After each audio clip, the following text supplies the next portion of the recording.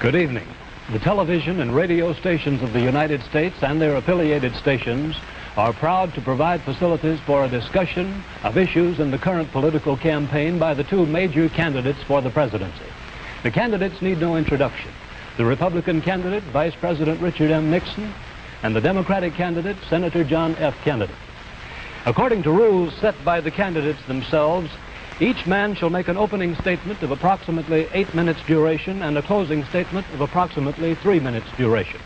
In between, the candidates will answer or comment upon answers to questions put by a panel of correspondents. In this, the first discussion in a series of 4 joint appearances, the subject matter has been agreed will be restricted to internal or domestic American matters. And now for the first opening statement by Senator John F. Kennedy. Mr. Nixon. In the election of 1860, Abraham Lincoln said the question was whether this nation could exist half slave or half free. In the election of 1960, and with the world around us, the question is whether the world will exist half slave or half free, whether it will move in the direction of freedom, in the direction of the road that we are taking, or whether it will move in the direction of slavery. I think it will depend in great measure upon what we do here in the United States, that we build, on the kind of strength that we maintain. We discussed tonight domestic issues, but I would not want that to be any implication to be given that this does not involve directly our struggle with Mr. Khrushchev for survival. Mr. Khrushchev is in New York, and he maintains the communist offensive throughout the world because of the productive power of the Soviet Union itself. The Chinese communists have always had a large population, but they are important and dangerous now because they are mounting a major effort within their own country. The kind of country we have here, the kind of society we have, the kind of strength we build in the United States will be the defense of freedom.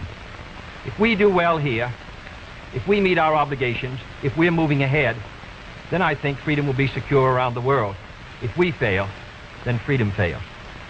Therefore, I think the question before the American people is, are we doing as much as we can do? Are we as strong as we should be? Are we as strong as we must be if we're going to maintain our independence?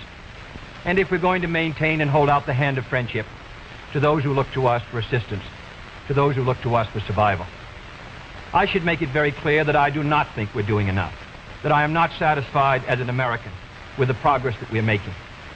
This is a great country, but I think it could be a greater country. And this is a powerful country, but I think it could be a more powerful country.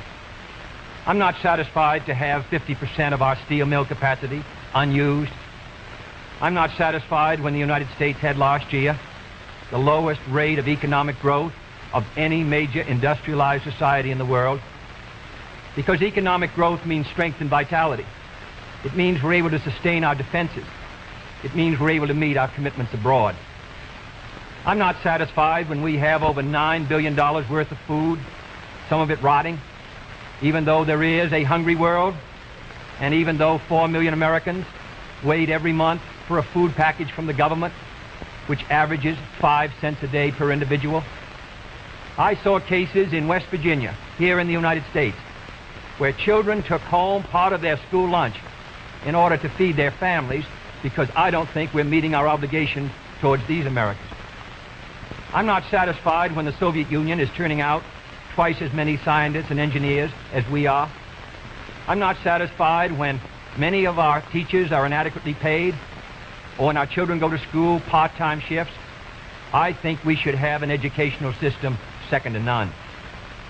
I'm not satisfied when I see men like Jimmy Hoffa in charge of the largest union in the United States, still free. I'm not satisfied when we are failing to develop the natural resources of the United States to the fullest. Here in the United States, which developed the Tennessee Valley and which built the Grand Coulee and the other dams in the northwest United States, at the present rate of hydropower production, and that is the hallmark of an industrialized society, the Soviet Union by 1975 will be producing more power than we are.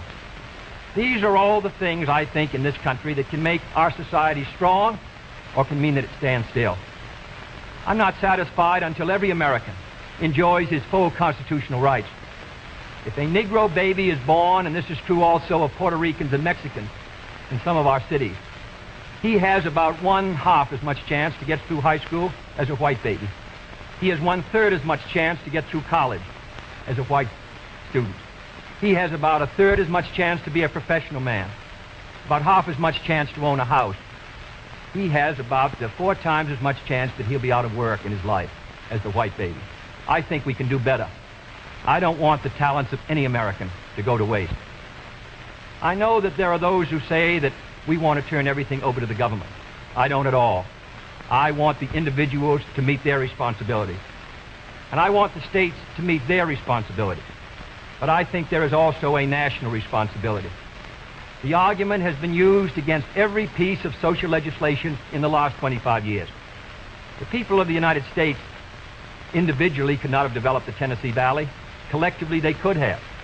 A cotton farmer in Georgia, or a peanut farmer, or a dairy farmer in Wisconsin or Minnesota, he cannot protect himself against the forces of supply and demand in the marketplace, but working together in effective governmental programs, he can do so. 17 million Americans who live over 65 on an average Social Security check of about $78 a month. They're not able to sustain themselves individually, but they can sustain themselves through the Social Security system. I don't believe in big government, but I believe in effective governmental action. And I think that's the only way that the United States is going to maintain its freedom. It's the only way that we're going to move ahead. I think we can do a better job. I think we're going to have to do a better job if we are going to meet the responsibilities which time and events have placed upon us. We cannot turn the job over to anyone else. If the United States fails, then the whole cause of freedom fails. And I think it depends in great measure on what we do here in this country. The reason Franklin Roosevelt was a good neighbor in Latin America was because he was a good neighbor in the United States. Because they felt that the American society was moving again. I want us to recapture that image. I want people in Latin America and Africa and Asia to start to look to America, to see how we're doing things, to wonder what the President of the United States is doing, and not to look at Khrushchev or look at the Chinese communists.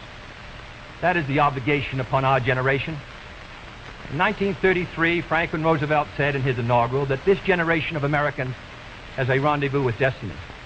I think our generation of Americans has the same rendezvous. The question now is, can freedom be maintained under the most severe attack it has ever known?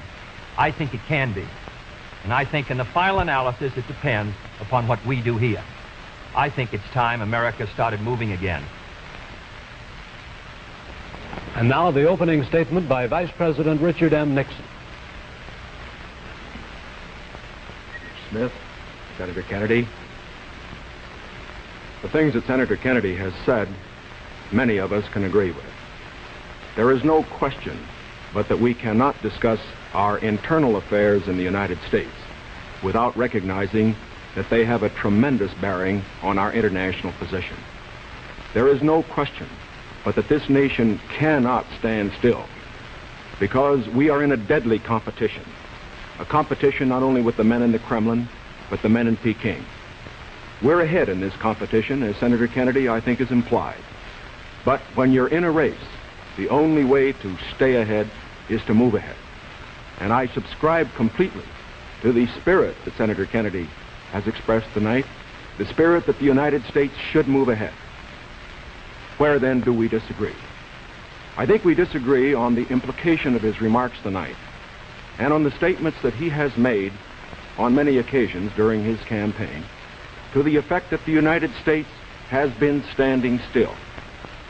We heard tonight, for example, the statement made that our growth in national product last year was the lowest of any industrial nation in the world. Now, last year, of course, was 1958. That happened to be a recession year. But when we look at the growth of GNP this year, a year of recovery, we find that it's 6 9/10% and one of the highest in the world today. More about that later. Looking then to this problem of how the United States should move ahead and where the United States is moving, I think it is well that we take the advice of a very famous campaigner, Let's look at the record. Is the United States standing still? Is it true that this administration, as Senator Kennedy has charged, has been an administration of retreat, of defeat, of stagnation? Is it true that as far as this country is concerned, in the field of electric power, in all of the fields that he has mentioned, we have not been moving ahead?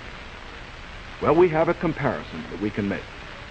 We have the record of the Truman administration of 7.5 years and the 7.5 years of the Eisenhower administration.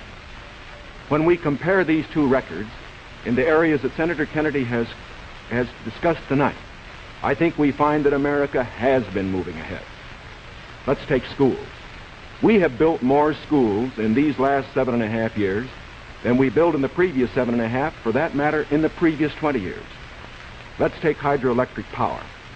We have developed more hydroelectric power in these 7.5 years than was developed in any previous administration in history.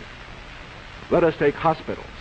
We find that more have been built in this administration than in the previous administration. The same is true of highways.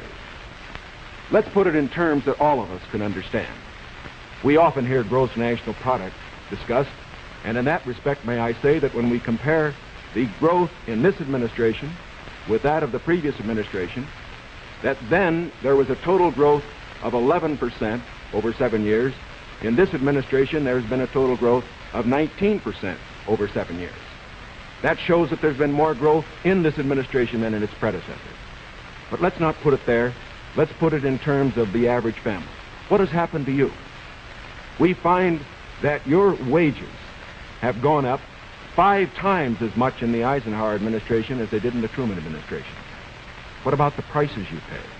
We find that the prices you pay went up 5 times as much in the Truman administration as they did in the Eisenhower administration. What's the net result of this?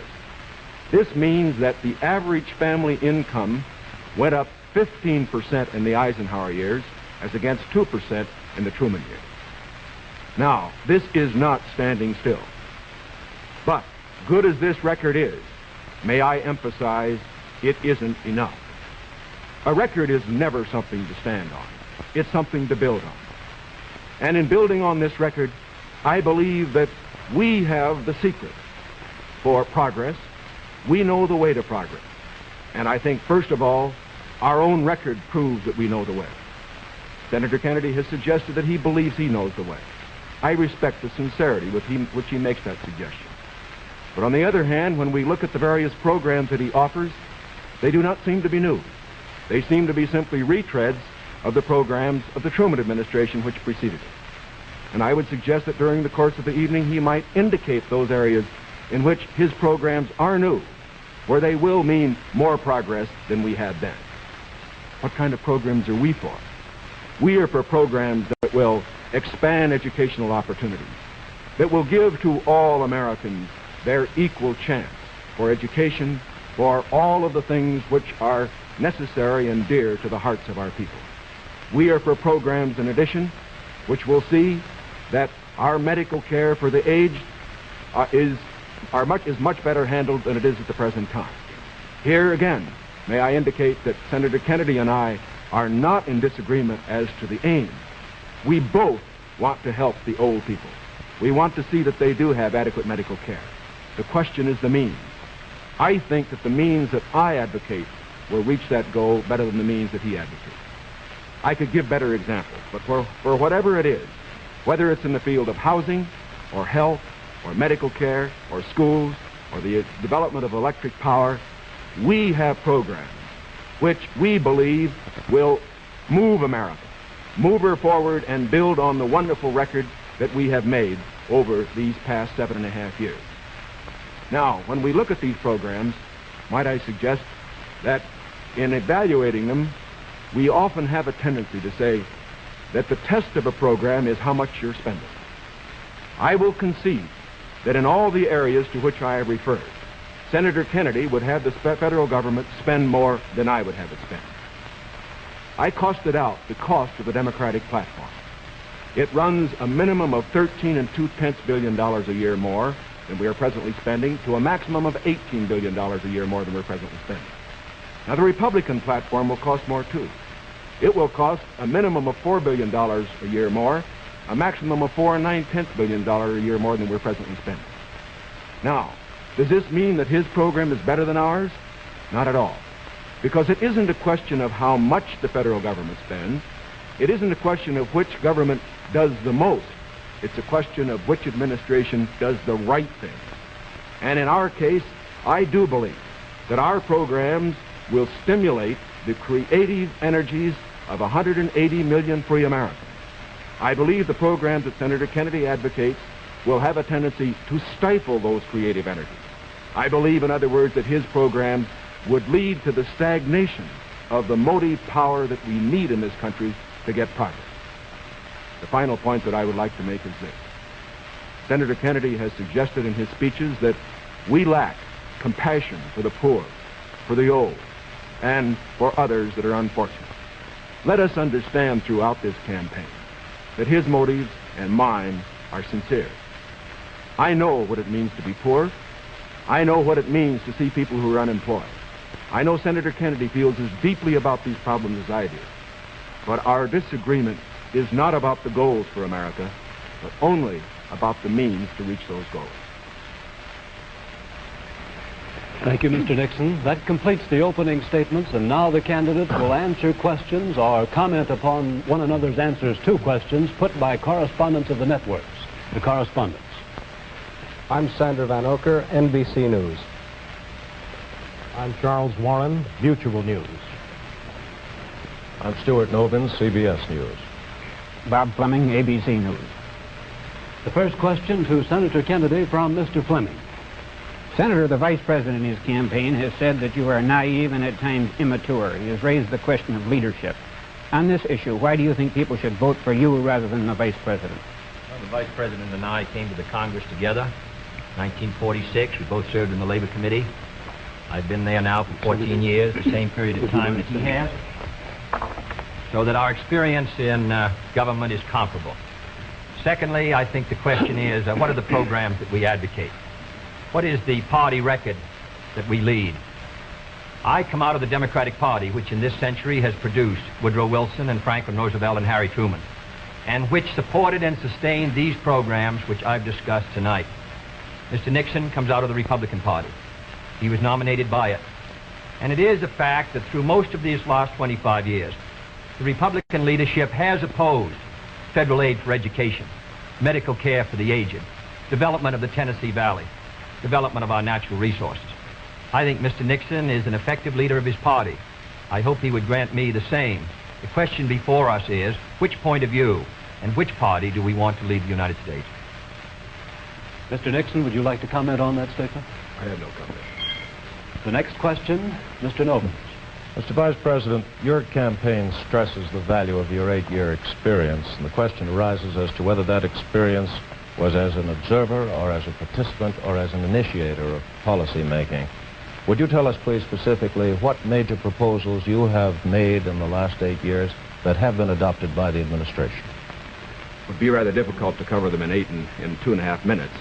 I would suggest that these proposals could be mentioned. First, after each of my foreign trips, I have made recommendations that have been adopted. For example, after my first trip abroad, I strongly recommended that we increase our exchange programs, particularly as they related to exchange of persons, of leaders in the labor field and in the information field. After my trip to South America, I made recommendations that a separate inter-American lending agency be set up, which the South American nations would like much better than to participate in the lending agencies which treated all the countries of the world the same.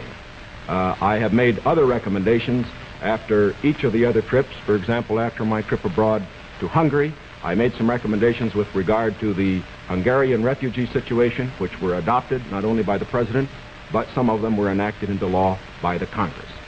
Within the administration, as a chairman of the President's Committee on Price Stability and Economic Growth, I have had the opportunity to make recommendations which have been adopted within the administration and which I think have been reasonably effective.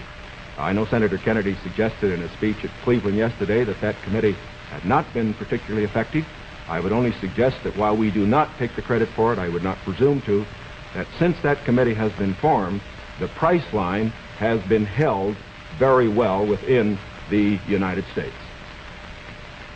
Well, I would say in the latter that and that's what I found somewhat unsatisfactory about the figures, Mr. Nixon, that you used in your previous speech. When you talk about the Truman administration, Mr. Truman came to office in 1944 and at the end of the war, and difficulties that were facing the United States during that period of transition, 1946 when price controls were lifted. So it's rather difficult to use an overall figure of taking those 7.5 years and comparing them to the last 8 years. I'd prefer to take the overall percentage record of the last 20 years of the Democrats and the 8 years of the Republicans to show an overall period of growth.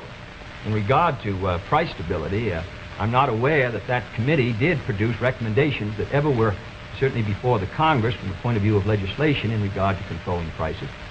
In regard to the exchange of students, of labor unions, I am chairman of the subcommittee on Africa, and I think that one of the most unfortunate phases of our policy towards that country was the very minute number of exchanges that we had. I think it's true of Latin America also. We did come forward with a program of students for the Congo of over 300, which was more than the federal government had for all of Africa the previous year. So that I don't think that we have moved, at least in those two areas, with sufficient vigor. The next question to Senator Kennedy from Mr. Warren. Senator Kennedy, during your brief speech a few minutes ago, you mentioned farm surpluses. I'd like to ask this. It's a fact, I think, the presidential candidates traditionally make promises to farmers. Lots of people, I think, don't understand why the government pays farmers for not producing certain crops, or paying farmers if they overproduce, for that matter. Now, let me ask, sir, why can't the farmer operate like the businessman who operates a factory? If an auto company overproduces a certain model car, Uncle Sam doesn't step in and buy up the surplus. Why this constant courting of the farmer? Well, because I think that if the federal government moved out of the program and withdrew its support, then I think you would have complete economic chaos. The farmer plants in the spring and harvests in the fall. There are hundreds of thousands of them. They're not able to control their market very well. They bring their crops in or their livestock in, many of them about the same time. They have only a few purchasers that buy their milk or their hogs, few large companies in many cases, and therefore the farmer is not in a position to bargain very effectively in the marketplace. I think the experience of the 20s has shown what a free market could do to agriculture. And if the agricultural economy collapses, then the economy of the rest of the United States sooner or later will collapse. The farmers are the #1 market for the automobile industry of the United States. The automobile industry is the #1 market for steel. So if the farmer's economy continues to decline as sharply as it has in recent years, then I think you would have a recession in the rest of the country. So I think the case for the government intervention is a good one. Secondly, my objection to present farm policy is that there are no effective controls to bring supply and demand into better balance. The dropping of the support price in order to limit production does not work. And we now have the highest surpluses, $9 billion worth. We've had a higher tax load from the Treasury for the farmer in the last few years with the lowest farm income in many years. I think that this farm policy has failed. And my judgment, the only policy that will work will be for effective supply and demand to be in balance. And that can only be done through governmental action. I therefore suggest that in those basic commodities which are supported, that the federal government, after endorsement by the farmers in that commodity, attempt to bring supply and demand into balance. Attempt effective production controls so that we won't have that 5 or 6% surplus which breaks the price 15 or 20%. I think Mr. Benson's program has failed. And I must say, after reading the Vice President's speech before the farmers as he read mine, I don't believe that it's very much different from Mr. Benson. I don't think it provides effective governmental controls. I think the support prices are tied to the average market price of the last 3 years, which was Mr. Benson's theory. I therefore do not believe that this is a sharp enough breach with the past to give us any hope of success for the future. Mr. Nixon, comment? I, of course, disagree with Senator Kennedy insofar as his suggestion as to what should be done on the farm program. He has made the suggestion that what we need is to move in the direction of more government controls, a suggestion that would also mean raising prices that the consumers pay for products and imposing upon the farmers controls on acreage even far more than they have today.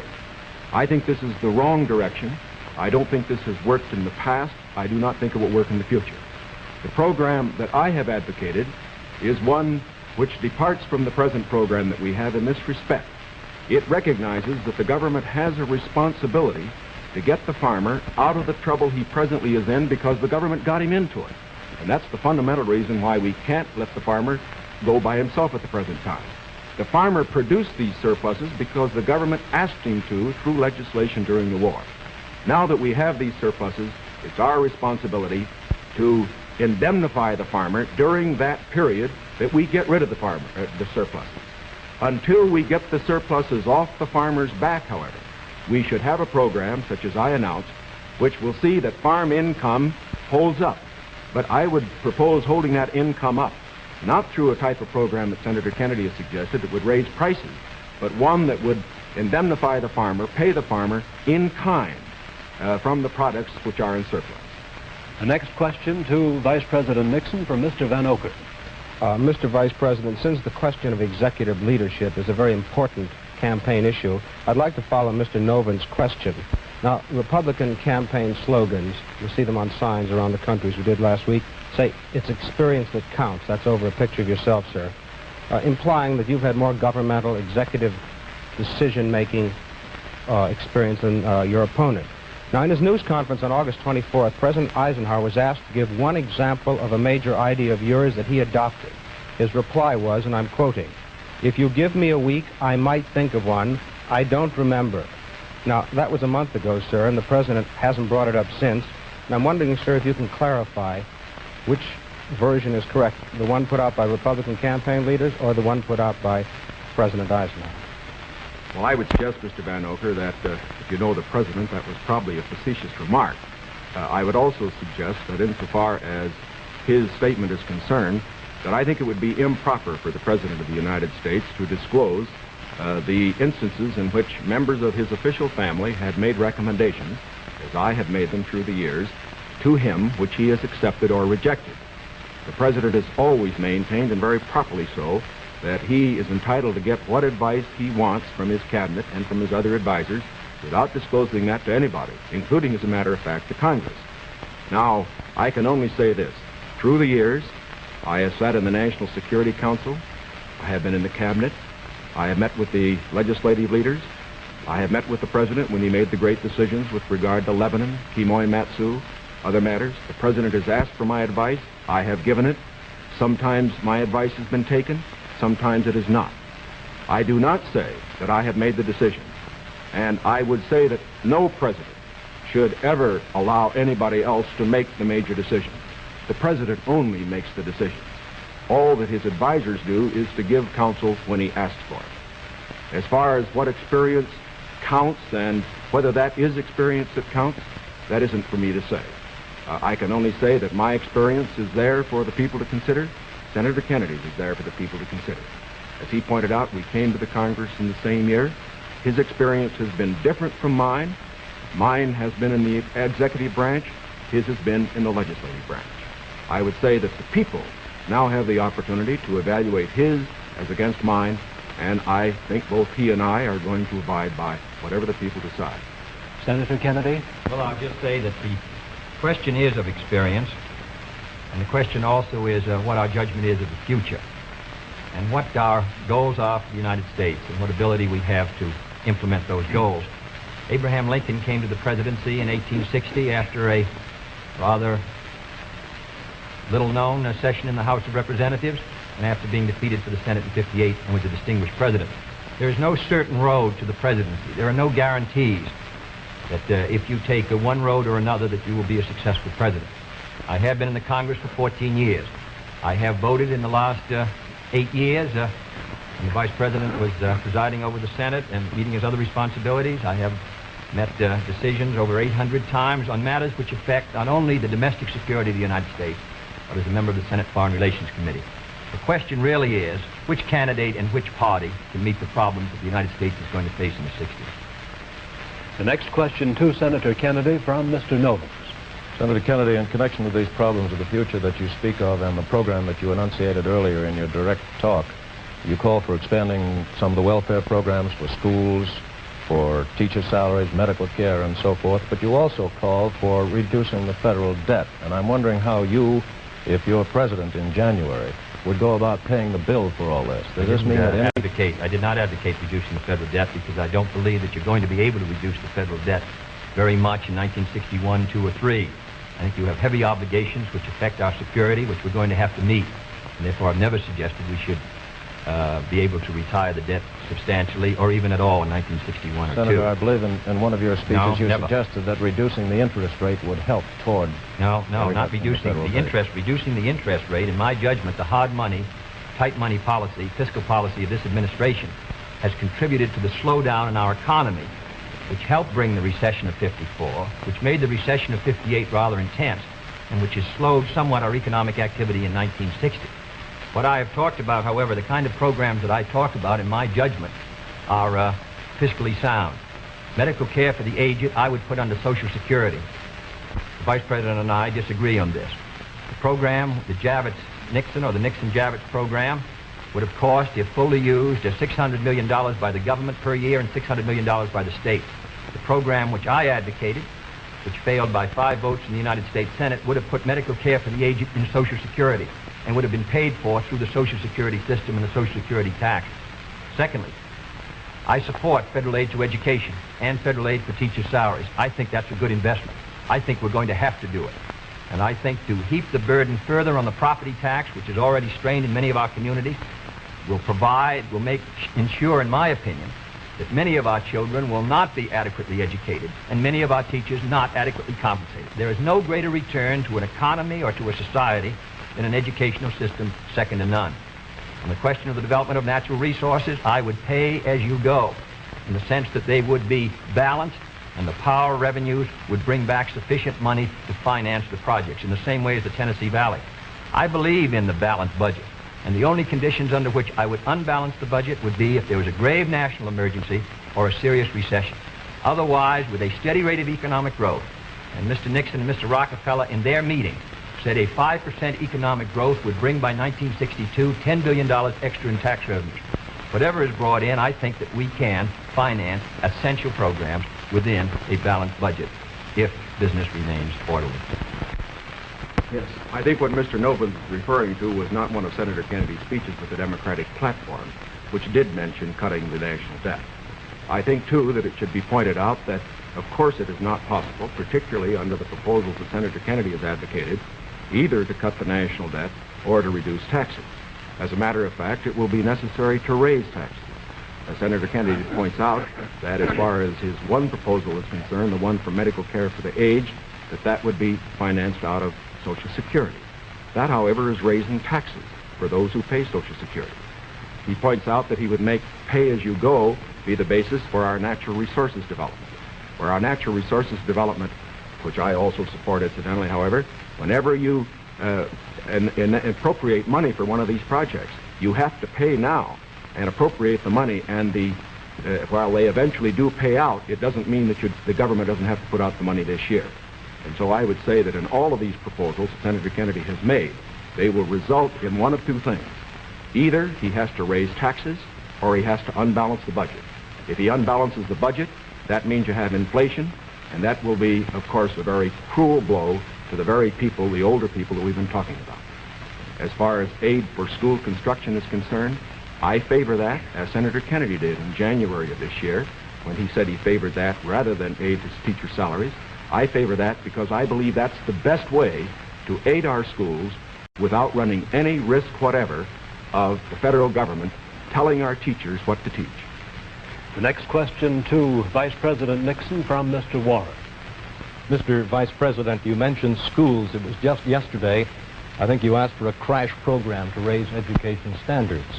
And this evening you talked about advances in education. Mr. Vice President, you said it was back in 1957 that salaries paid to school teachers were nothing short of a national disgrace. Higher salaries for teachers, you added, were important, and if the situation wasn't corrected, it would lead to a national disaster. Yet you refused to vote in the Senate in order to break a tie vote when that single vote, if it had been yes, would have granted salary increases to teachers. I wonder if you could explain that, sir. Awfully glad you got that question, because as you know, I got into it at the last of my other question, wasn't able to complete the argument.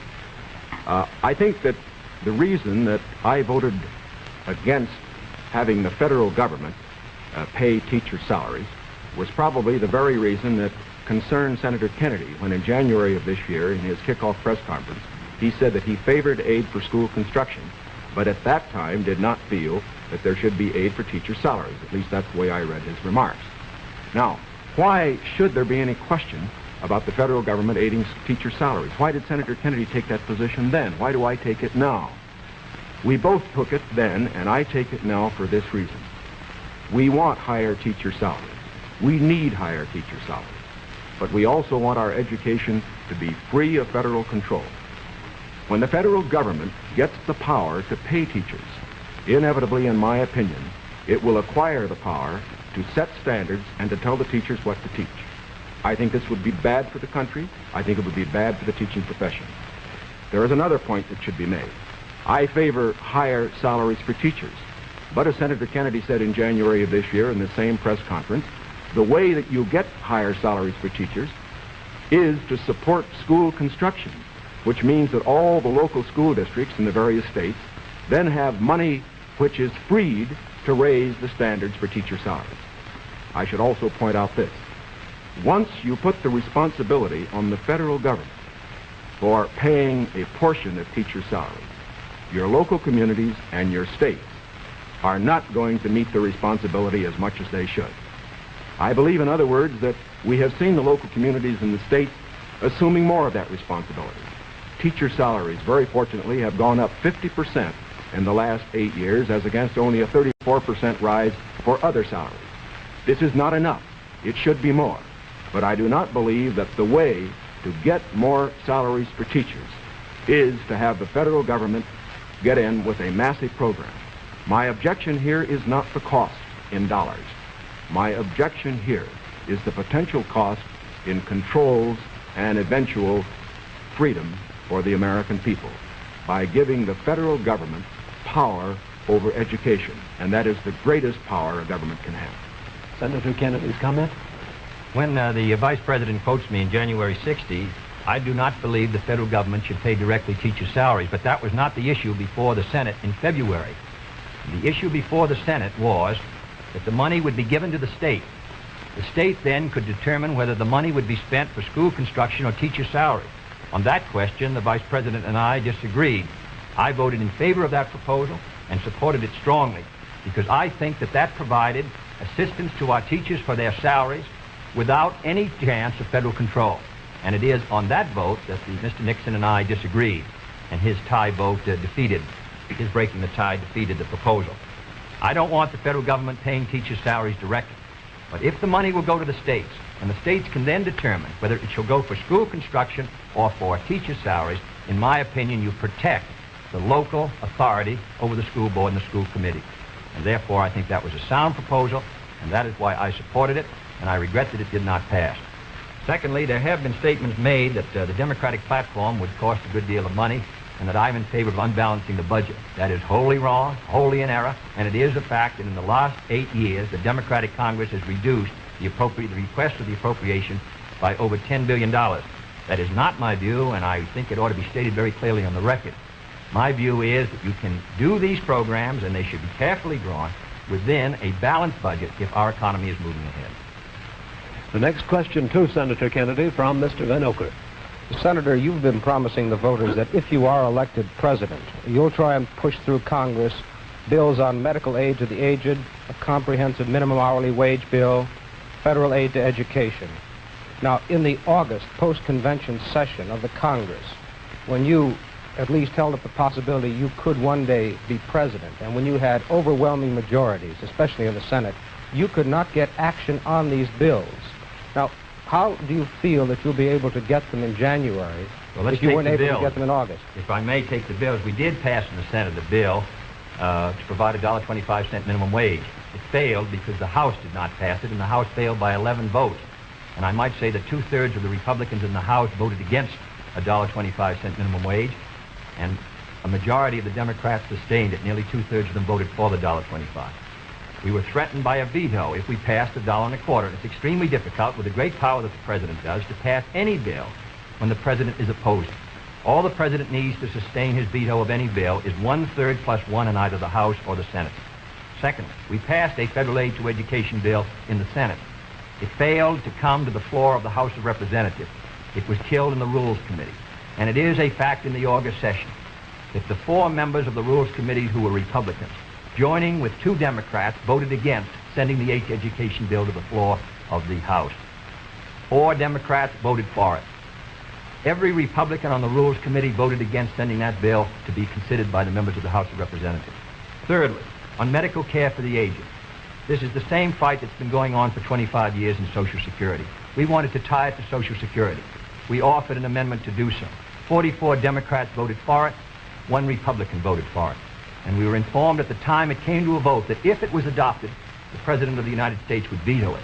In my judgment, a vigorous Democratic president, supported by a Democratic majority in the House and Senate, can win the support for these programs. But if you send a Republican president and a Democratic majority, and the threat of a veto hangs over the Congress, in my judgment, you will continue what happened in the August session, which is a clash of parties and inaction. Mr. Nixon, comment? Well, obviously, my views are a little different.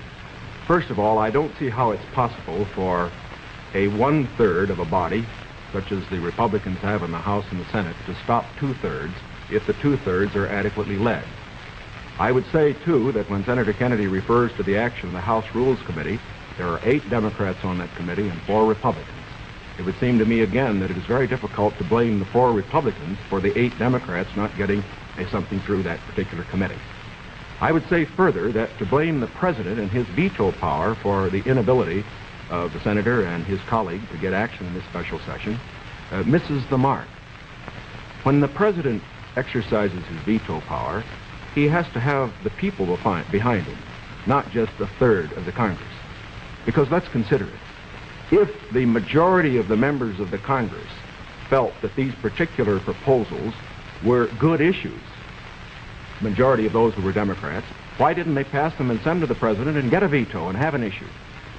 The reason why these particular bills in these various fields that have been mentioned were not passed was not because the President was against them. It was because the people were against them. It was because they were too extreme. And I am convinced that the alternate proposals that I have, that the Republicans have in the field of health, in the field of education, in the field of welfare, because they are not extreme, because they will accomplish the end without too great cost in dollars or in freedom, that they could get through the next Congress.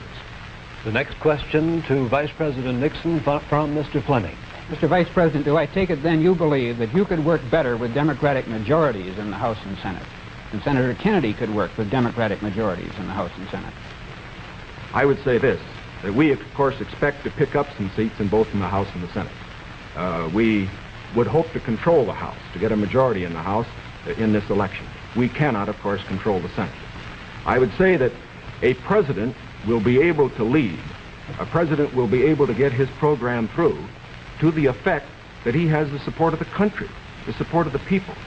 Sometimes we get the opinion that in getting programs through the House or the Senate, it's purely a question of legislative finagling and all that sort of thing. It isn't really that. Whenever a majority of the people are for a program, the House and the Senate responds to it. And whether this House and Senate in the next session is Democratic or Republican, if the country will have voted for the candidate for the presidency and for the proposals that he has made, I believe that you will find that the president, if it were a Republican, as it would be in my case, would be able to get his program through that Congress.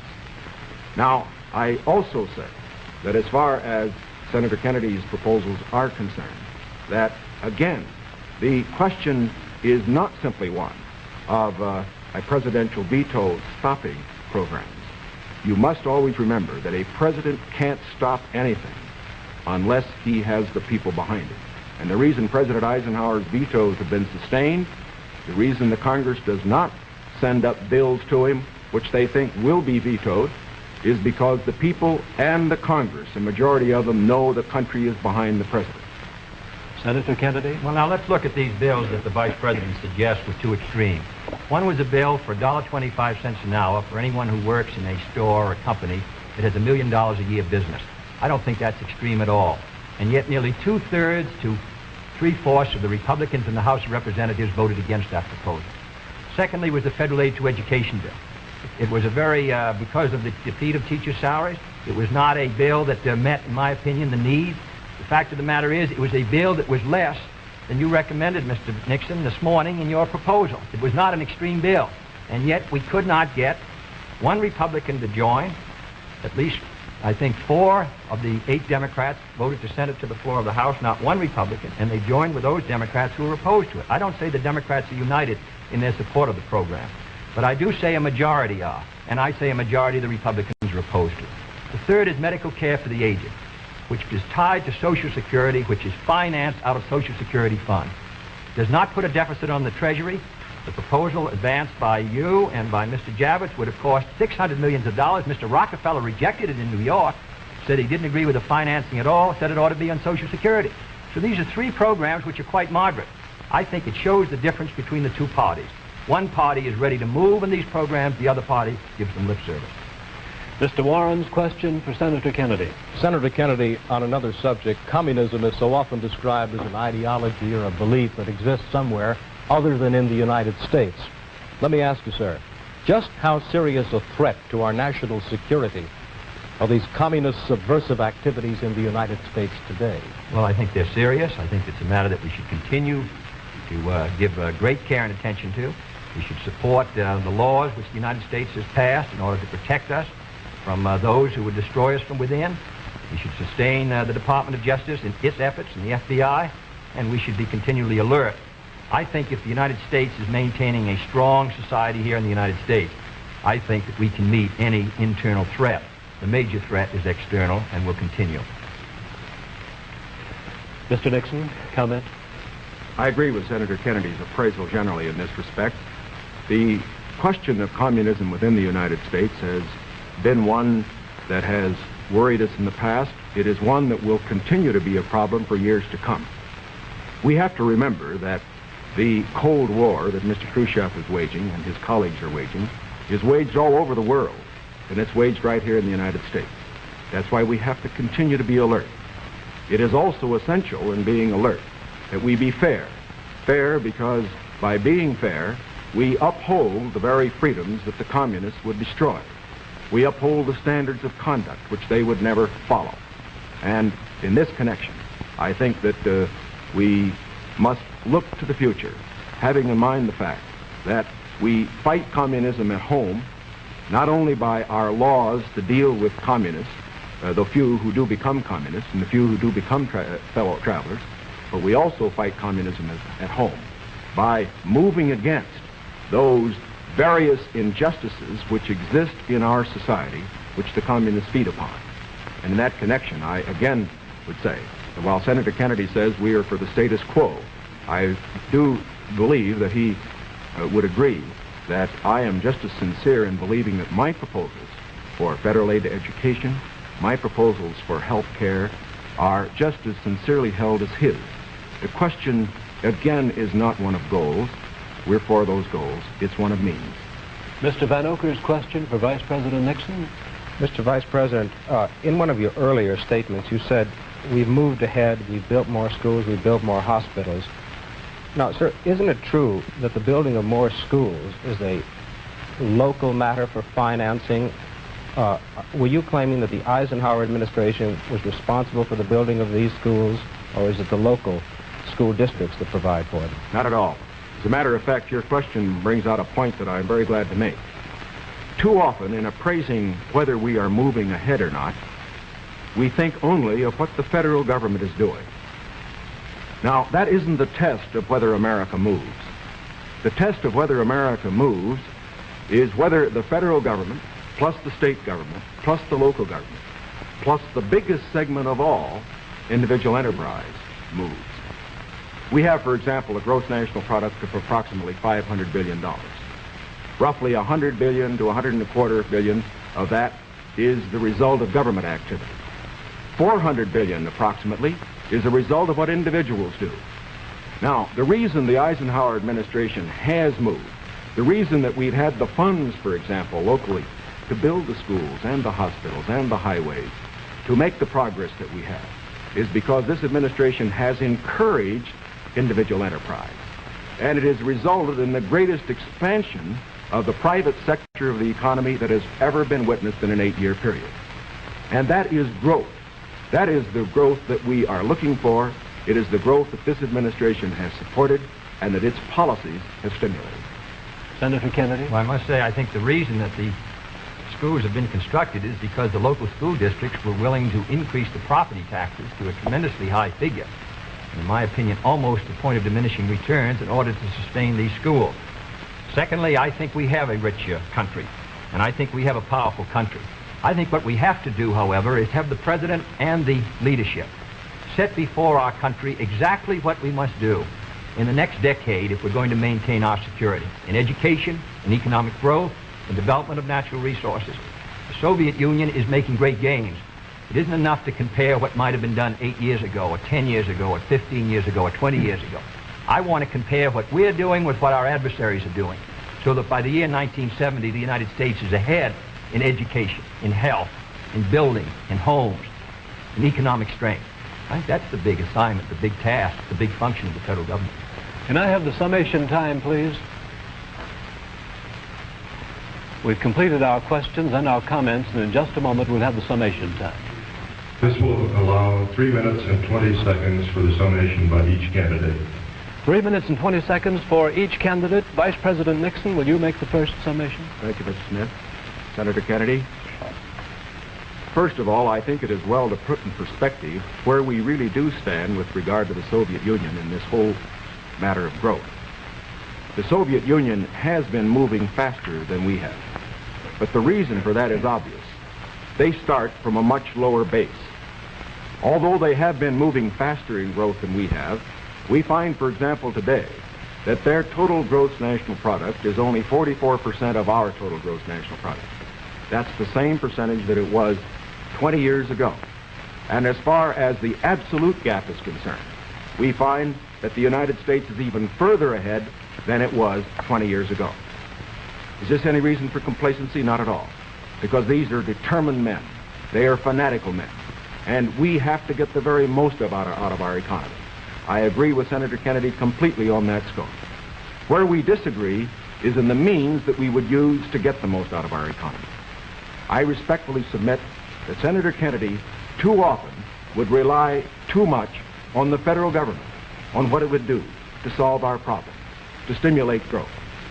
I believe that when we examine the Democratic platform, when we examine the proposals that he has discussed tonight, when we compare them with the proposals that I have made, that these proposals that he makes would not result in greater growth for this country than would be the case if we followed the programs that I have advocated. There are many of the points that he has made that I would like to comment upon. The one in the field of health is worth mentioning. Our health program, the one that Senator Javits and other Republican senators as well as I supported, is one that provides for all people over 65 who want health insurance the opportunity to have it if they want it. It provides a choice of having either government insurance or private insurance. But it compels nobody to have insurance who does not want it. His program under Social Security would require everybody who had Social Security to take government health insurance whether he wanted it or not.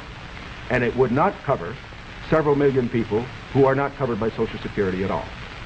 Here is one place where I think that our program does a better job than his. The other point that I would make is this.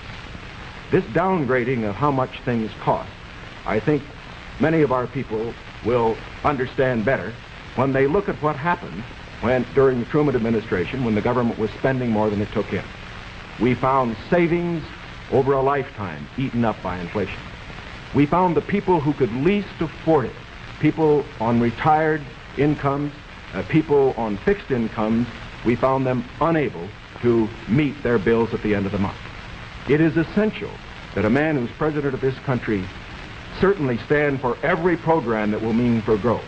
And I stand for programs that will mean growth and progress. But it is also essential that he not allow a dollar spent that could be better spent by the people themselves. Senator Kennedy, your conclusion? point was made by Mr. Nixon that the Soviet production is only 44% of ours. I must say that 44% in that Soviet country is causing us a good deal of trouble tonight. I want to make sure that it stays in that relationship. I don't want to see the day when it's 60% of ours and 70 and 75 and 80 and 90% of ours, with all the force and power that it could bring to bear in order to cause our destruction. Secondly, the Vice President mentioned medical care for the aged. Our program was an amendment to the Kerr bill. The Kerr bill provided assistance to all those who were not on Social Security. I think it's a very clear contrast.